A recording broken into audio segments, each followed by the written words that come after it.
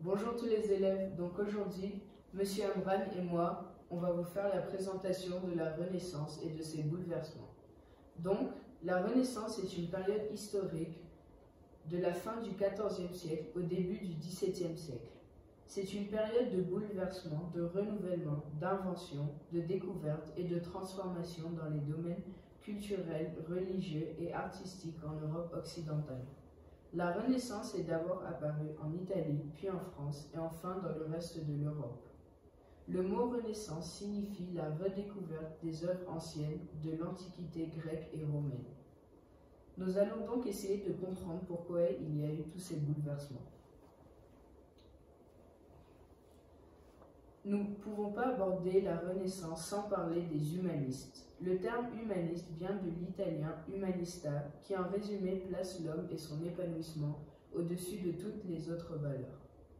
L'humanisme est un mouvement intellectuel qui est né en Italie à la fin du XIVe siècle et qui va se répandre plus tard dans toute l'Europe et qui remet en cause les idées scientifiques et philosophiques admises jusqu'à là. Léonard de Vinci est l'un des plus grands humanistes de la Renaissance. Il est aussi artiste et scientifique et il place le savoir au centre de tout. Du Bellay aussi était un poète humaniste.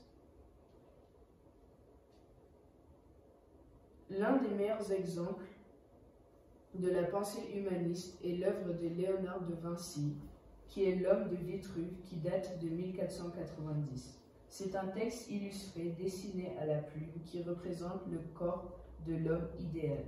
L'homme se trouve au centre d'un cercle qui a pour centre le nombril de cet homme. En 1450, Gutenberg invente l'imprimeur. Cela va permettre une large diffusion de textes et surtout la Bible qui va être traduite dans toutes les langues parlées en Europe. Cela va permettre à chacun d'avoir sa propre opinion et lire la Bible sans se référer à l'Église. Grâce au développement du commerce, les livres voyagent et les idées s'échangent dans tout le monde entier, ce qui va accélérer la diffusion des savoirs et la diffusion de nouvelles idées. Son système fonctionne avec des cartons mobiles qui sont mis dans l'ordre du texte que l'on veut imprimer. Après, grâce à une pression manuelle et de l'encre, le texte est ensuite recopié. Ceci a créé un bouleversement avec l'Église, car les humanistes ont pu diffuser leurs pensées.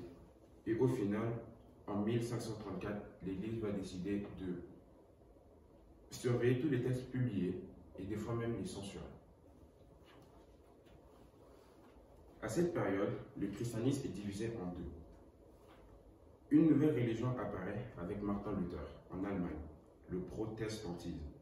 Luther décide d'écrire 95 thèses, sont des questions théologiques qui critiquent les indulgences, donc le pardon des péchés en échange d'une somme d'argent.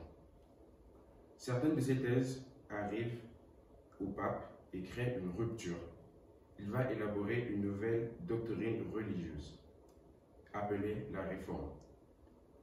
Il n'y a pas eu d'entente et au final, il y a eu 8 guerres en France, 8 guerres de religion en France. Au final, en 1598, Henri IV signe l'édit de Nantes qui autorisa le protestantisme et donc restaura la paix dans son royaume. Les thèses de Martin Luther créaient un énorme bouleversement car toutes ces thèses critiquaient la religion catholique et son système. Donc, les grandes découvertes. Les grandes découvertes désignent de nombreuses expéditions des explorateurs européens à la Renaissance. Les navigateurs portugais et espagnols partent à la découverte de nouveaux continents et ouvrent de nouvelles routes commerciales. Pendant cette période, beaucoup de grands explorateurs vont entrer dans l'histoire. Exemple, Vasco de Gama, qui rejoint l'Inde par l'océan en contournant l'Afrique par le sud en 1498. Magellan, qui organise le premier tour du monde, et le plus célèbre, Christophe Colomb, qui découvre l'Amérique. En découvrant l'Amérique, la rencontre avec des cultures différentes et des sources de questionnement et d'incompréhension provoquaient souvent des actes de barbarie. Les nombreuses expéditions maritimes et terrestres permettent aux géographiques d'améliorer leur précision et donc de créer des cartes beaucoup plus précises. Ceci était un bouleversement, car tout le monde pensait que la Terre était plate et que la seule route vers l'Inde était par l'Est.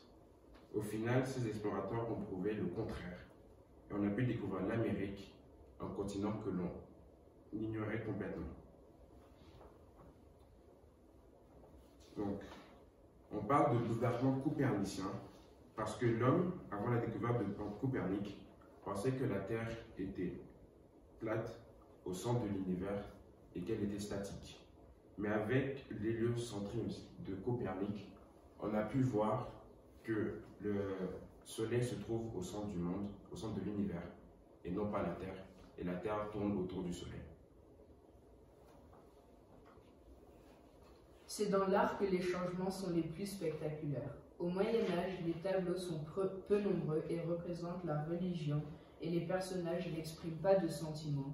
Mais à la Renaissance, la peinture va complètement se transformer. On commence à montrer les personnes comme elles sont, tristesse, colère, amour. Tous les sentiments humains sont représentés. De nouvelles idées se répandent et les artistes changent leur manière de représenter l'homme. Ils essayent de rendre leurs œuvres encore plus réalistes et cherchent la beauté idéale. La Renaissance artistique désigne la révolution dans le domaine des arts suite à la redécouverte de l'art antique. Il y a donc une nouvelle conception de l'art qui prend pour modèle l'art antique dans l'architecture, dans la peinture et dans la sculpture. Les artistes de la Renaissance sont impressionnés par la beauté des statues de l'époque et ces œuvres les inspirent. Le nu dans l'art à la Renaissance retrouve toute sa splendeur après avoir été longtemps au Moyen-Âge mal considéré. Il va être mis en avant. Le corps nu devient une véritable source d'inspiration pour les peintres. Le nu est représenté dans des œuvres sur des thèmes mythologiques ou religieux. Les artistes peignent le corps humain à partir de modèles vivants tout en respectant leurs proportions. Ils expriment les émotions à travers un corps idéal inventé par les Grecs, mais avec une musculation masculine plus proche de la réalité. Le nu féminin, lui, devient plus beau, plus jeune et plus charmant. Le corps des femmes suscite le plaisir et traduit un érotisme qui pose parfois quelques problèmes en raison des mentalités de l'époque. Il y aura deux évolutions majeures au niveau technique. La perspective grâce aux progrès mathématiques et géométriques et l'utilisation de la peinture à l'huile qui va permettre de mettre en valeur les couleurs dans la peinture. Jusqu'au Moyen-Âge, l'artiste est considéré comme un artisan. À partir de la Renaissance, il est pleinement reconnu pour ses œuvres grâce à ses talents de créateur. La Joconde de Léonard de Vinci est le tableau le plus célèbre du monde. Michel-Ange, Léonard de Vinci et Raphaël sont parmi les plus grands artistes de la Renaissance. La Joconde se trouve au musée du Louvre. L'œuvre de Michel-Ange se trouve dans la chapelle Sistine au Vatican et la naissance de Vénus se trouve au musée des Offices à Florence. Donc, en conclusion, Léonard de Vinci expérimente dans tous les domaines, la mécanique, l'astronomie, l'urbanisme, la navigation et même l'anatomie. En pratiquant des dissections de cadavres humains, il arrive à représenter le corps humain avec une très grande précision. Il disait qu'il fallait connaître son apparence externe, mais aussi son apparence interne. Les premières dissections se sont faites à Milan à partir de 1487, en étudiant le corps humain depuis le stade embryonnaire dans l'utérus jusqu'à l'âge adulte. Plusieurs découvertes ont été faites grâce à ces dissections, comme par exemple le rôle du cœur dans la circulation sanguine, ou même l'existence de 4 cavités cardiaques. En conclusion, la Renaissance a apporté beaucoup de changements malgré ces bouleversements. Cela permet aux hommes de développer leur capacité intellectuelle et développer l'art.